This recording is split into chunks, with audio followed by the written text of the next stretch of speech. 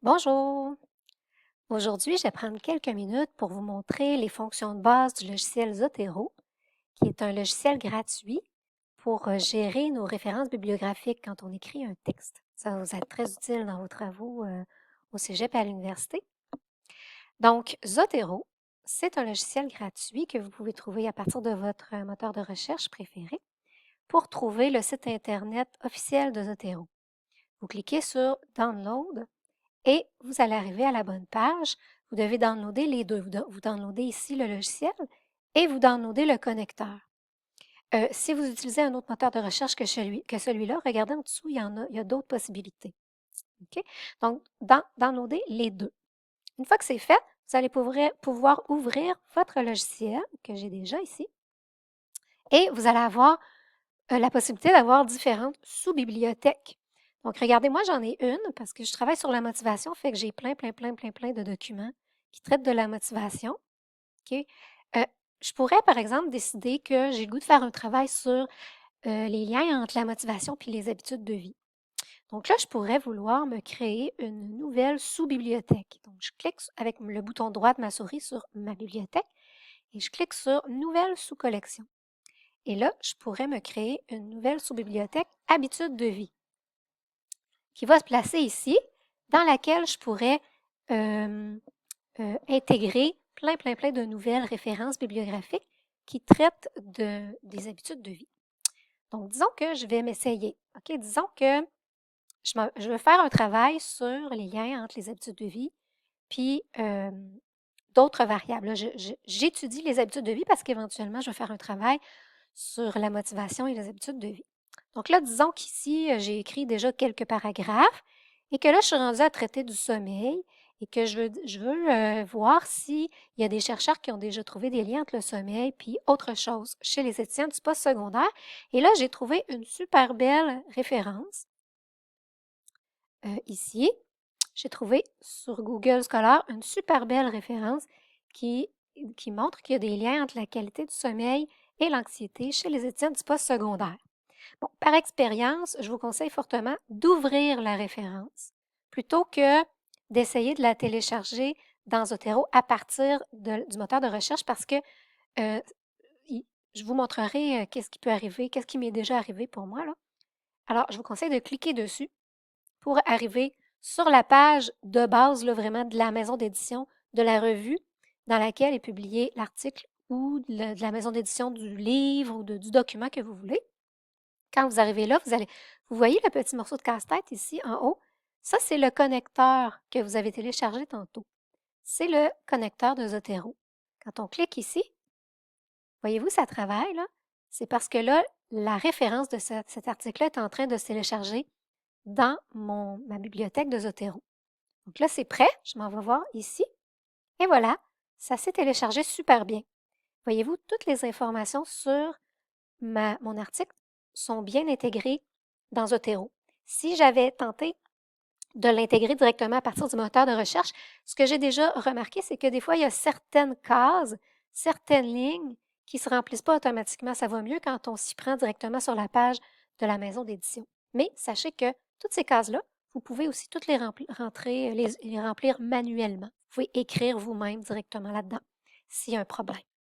Donc là, j'ai ma nouvelle référence dans ma catégorie habitudes de vie. Et je décide que je veux aller placer cette référence-là dans mon texte pour soutenir l'affirmation que j'ai faite ici avec ma phrase.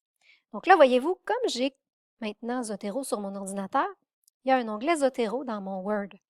Donc, je vais cliquer sur cet onglet-là et pour ma première référence bibliographique, quand je vais cliquer sur Ajouter une référence, juste pour la première fois, là, il y a cette fenêtre-là qui va apparaître. Toutes les autres fois d'après, cette fenêtre-là ne va pas apparaître. C'est que cette fenêtre-là me permet de dire à Zotero quelle norme bibliographique je veux qu'il utilise. Donc, il y en a plein. Mais au Cégep Édouard Montpetit, en sciences humaines, on utilise les normes de l'APA. Donc, j'ai cliqué sur celui-là. Et on écrit en français. Donc là, je peux faire OK. Et là, il va me faire apparaître la petite barre ici qui va apparaître à chaque fois que je veux intégrer une référence dans mon texte.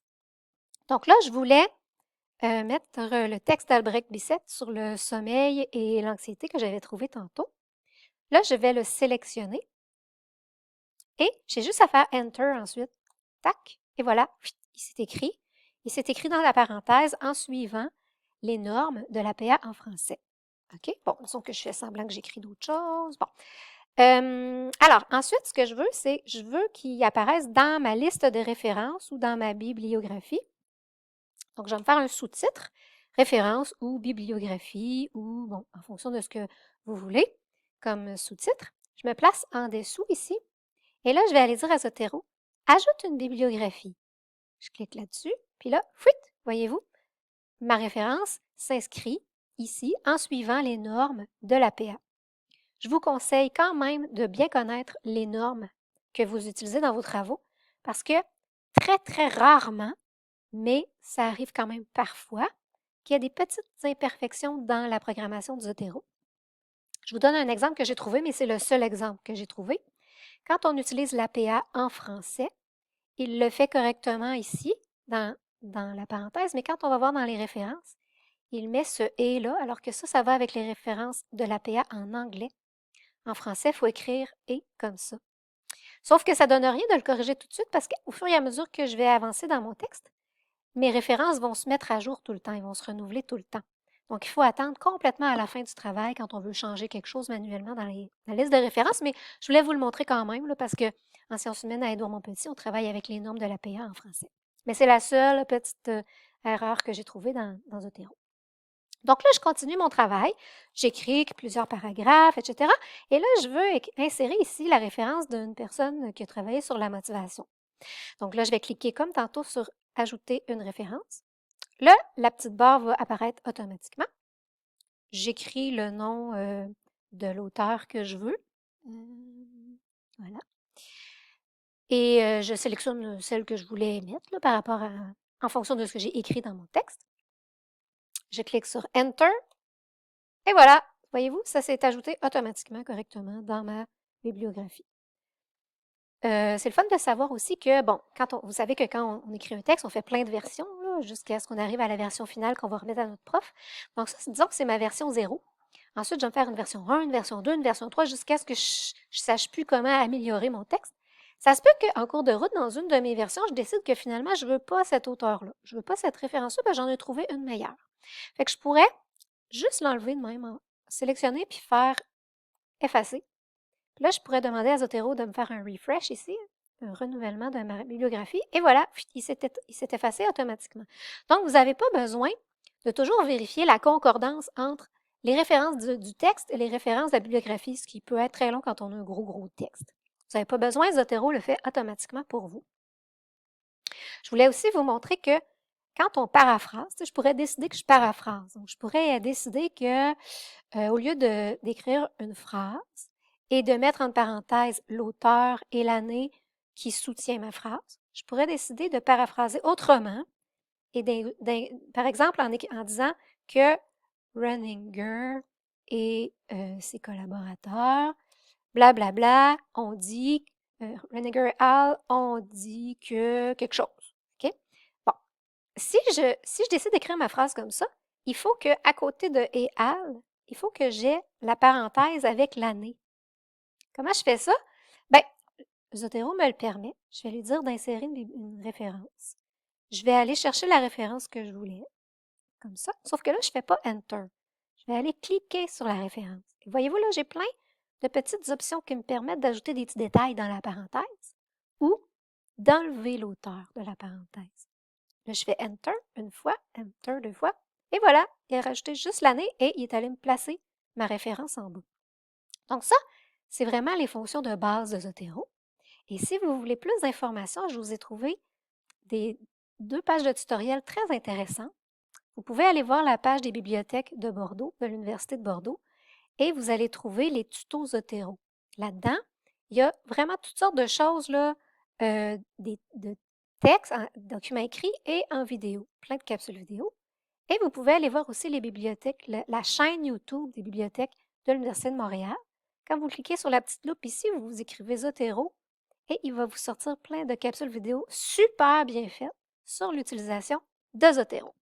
Et voilà, mon 10 minutes est passé. Alors, je vous souhaite une belle exploration de Zotero.